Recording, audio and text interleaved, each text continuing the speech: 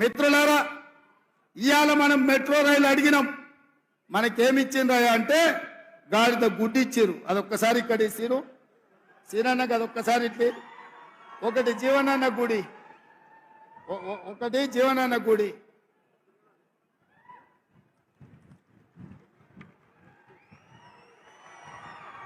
ఒక్కసారి అందరూ చూడండి. 10 ఏళ్లలో మోడీ తెలంగాణకి ఏమిచ్చిండే అంటే మీరు గాడిద గుడ్డ అనాలి.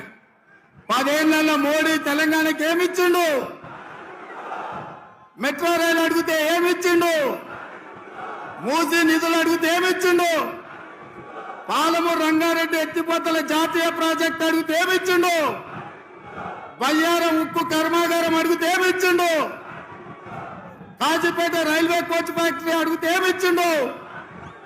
ఐటీఐడిఆర్ కార్డియార్ అడిగితే ఏమిచ్చిండు?